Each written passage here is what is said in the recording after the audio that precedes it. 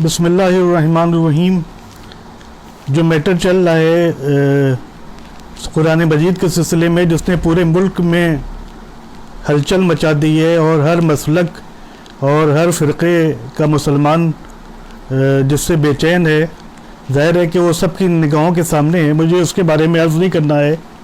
बहुत से एहतजाजी जलसे हो रहे हैं, हर मसालिक और मज़ाहिब और फ़िरक़ों के जो उलमा हैं, जो दानिशमंदान हैं, जो स्कॉलर्स हैं, वो बयानात दे रहे हैं।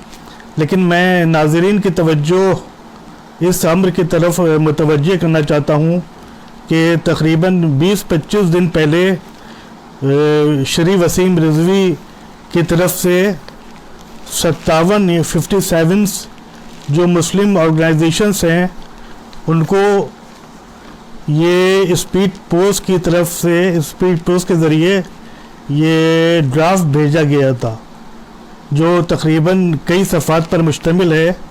और इस मुख्तसर से वक्त में ज़ाहिर है कि इसको पूरा पढ़ा नहीं जा सकता, उसके लिए कई घंटे दरकार होंगे।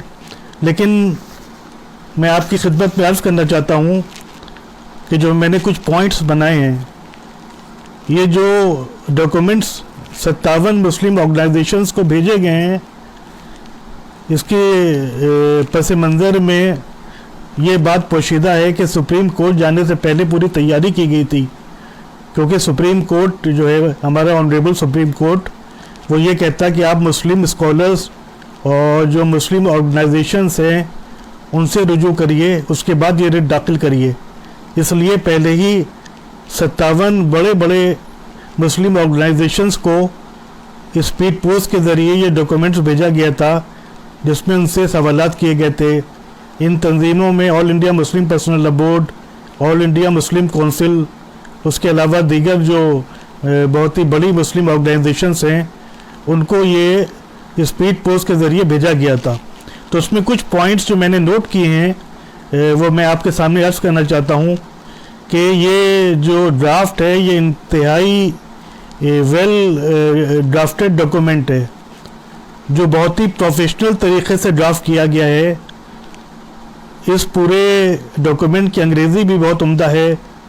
इसमें अरबी की इबारतें और अरबी के पैराग्राफ्स भी कोट किए गए हैं और क़ानूनी पॉइंट भी उठाए गए हैं।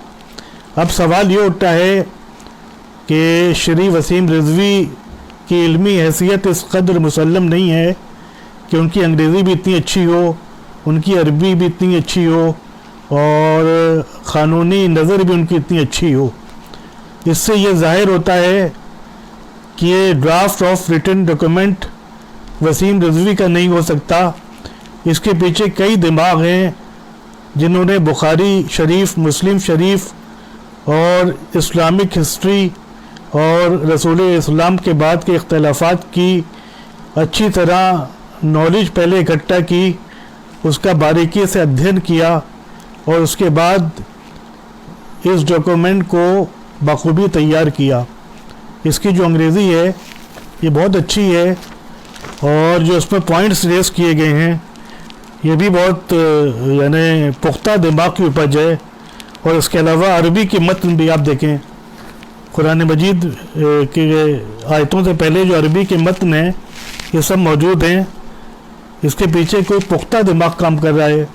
अब वो पुख्ता दिमाग कौन होगा, इसका अंदाज़ा आप लगा सकते हैं। ये एक पूरी मुनज़्ज़म साजिश है। उसके अलावा इसमें बहस की गई है कि रसूल इस्लाम सल्लल्लाहु अलैहि वसल्लम के विसाल के बाद कुरान किस तरह जमा किया गया, इसकी पूरी तफसील डिटेल के साथ इस डॉक्यूमेंट में लिखी गई है। और ये लिखा गया है कि जंग यमामा के बाद, जो जंग यमामा हुई थी जिसमें बहुत से हाफिज़ीन कुरान वो शहीद हो गए थे, उसके बाद जो हुकूमत वक्त थी उन्होंने ये सोचा कि जो हाफिज़ीन कुरान हैं वो इस तरीके से शहीद हो जा रहे हैं, तो फिर कुरान तो ऐसे ख़त्म हो जाएगा, फिर कुरान कैसे महफूज रहेगा। तो उस पर बहस की गई है। जबकि शिया अक़ीदा ये है, जो हमारा मसलक है, उसका अक़ीदा ये है कि रसूल इस्लाम की ज़िंदगी में कुरान को जमा कर लिया गया था और कुरान ये नहीं है कि बाद में जमा हुआ था, बल्कि हुजूर की ज़िंदगी में कुरान मजीद को जमा कर लिया गया था, हुजूर की ज़ेर निगरानी जमा किया गया था। उसके बाद इस डॉक्यूमेंट और इस ड्राफ्ट में उन आयतों को पेश किया गया है कि जिनको हटाने के लिए सुप्रीम कोर्ट से रुजू किया गया है, उन आयतों को पेश किया गया है। उसके बाद एक दो पैराग्राफ्स चूँकि बहुत अहमियत के हामिल हैं, इसलिए मैं आपके सामने पढ़ना चाहता हूँ कि जिससे आपको मालूम हो कि ये साजिश कितनी गहरी है और ये यकायक और एकाएक ही नहीं बनाई गई है, बल्कि बहुत ही मुनज़्ज़म तरीक़े से काम इस पर हो रहा है और हमको भी बहुत मुनज़्ज़म तरीक़े से इसकी क़ानूनी लड़ाई लड़ना चाहिए। तो उसके बाद जो आखिरी के जो कुछ पैराज हैं वो मैं आपके सामने पढ़ना चाहता हूँ। There are many Muslim madrasas all over the world where young children are taught Islam and the Quran is explained to the Islamic students who are working for terrorist activities. In the Quranic surah written mostly in number 2 above, it is like poison in the minds of young children in the name of the message of Allah. यानी इसका मफहूम ये है कि इन आयतों को मदरसों में जब मुस्लिम स्टूडेंट्स और मुस्लिम बच्चों को पढ़ाया जाएगा तो उनके दिमाग में जहर भरेगा और फिर वो दहशतगर्दी भरी कार्रवाइयों में इन्वॉल्व होंगे। ये इसका मकसद है और ये इसका मफहूम है। उसके बाद इसमें लिखा गया है, the wrong message of Allah has been filled in the name of Islam. They are implementing it. That's why Islamic terrorists came in the form of men who are working against humanity in this world. यानी इसका मफहूम ये है कि जब इस तरीक़े की आयतें और इस तरीक़े की वर्सेस मुस्लिम मदारिस में पढ़ाई जाएंगी तो उसके नतीजे में कुरान मजीद की इन आयतों को पढ़ने के नतीजे में उनके माइंड में और उनके जहन में जहर पैदा होगा और वो फिर एंटी इस्लामिक जिनके हमारी नज़र में काम होते हैं दहशतगर्दी भरे वो करेंगे।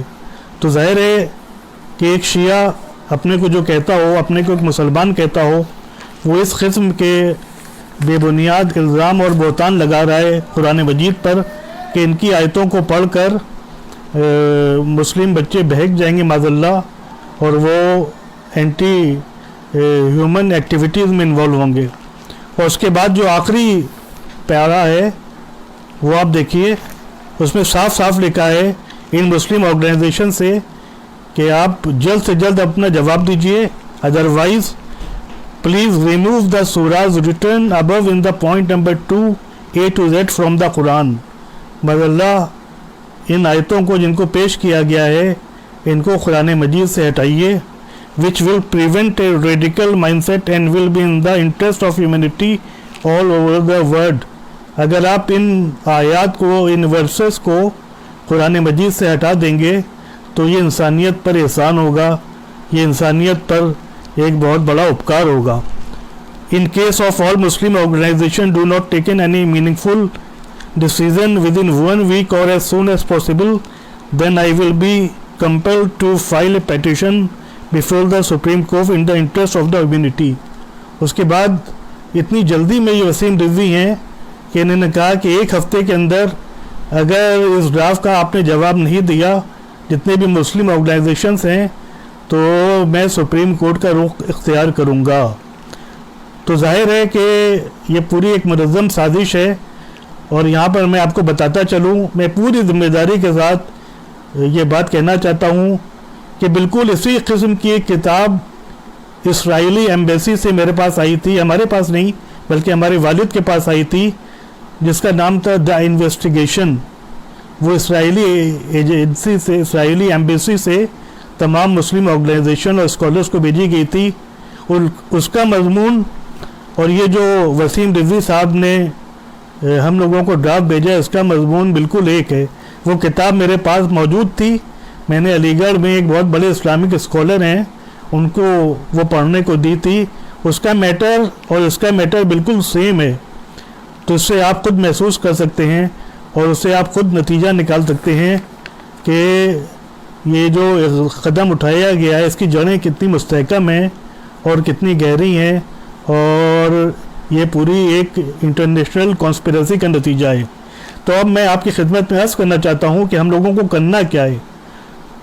دیکھیے، مسلمانوں میں قرآن مجید کے بارے میں بہت زیادہ سینسٹیوٹی پائی جاتی ہے، لیکن ہم لوگوں کو جذبات سے کام نہیں لینا ہے، ہم لوگوں کو سینسٹیوٹی سے کام نہیں لینا ہے۔ ہمارے ملک میں کوڈ موجود ہے کہ جو سب کو انصاف دیتا ہے، چاہے اس کا تعلق کسی مذہب سے ہو، چاہے اس کا تعلق کسی بھی فرقوں سے ہو۔ ہمارے ملک کا ایک قانون ہے، ہم کو ہرگز ہرگز ہرگز کسی بھی طریقے سے قانون کو اپنے ہاتھ میں نہیں لینا ہے، بلکہ جو پروفیشنلز ہیں، وکیل ہیں، ایک سے ایک ہندوستان میں ماہر قانون موجود ہیں۔ ہمارے ملک میں، ہمارے فرقے میں، دوسرے فرقوں میں ہمارے ہندو بھائی بہت سے بہترین کوالیفائڈ پروفیشنل وکیل ہیں، خود مسلمانوں میں ایک سے ایک بڑھ کر وکیل ہیں۔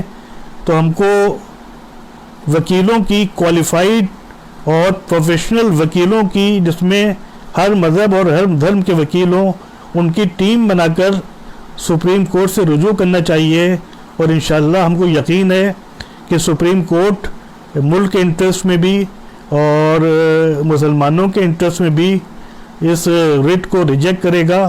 اس کے ساتھ ہی ساتھ ہم کو آواز بھی اٹھانا چاہیے، لیکن میں ہاتھ جوڑ کر آپ کی خدمت میں عرض کرنا چاہتا ہوں کہ پورے منظم طریقے سے آواز اٹھائیے، اور یہ وقت آپسی اختلافات کا وقت نہیں ہے، یہ قرآن مجید کا معاملہ ہے۔ قرآن مجید ہر مسلمان کی مقدس کتاب ہے۔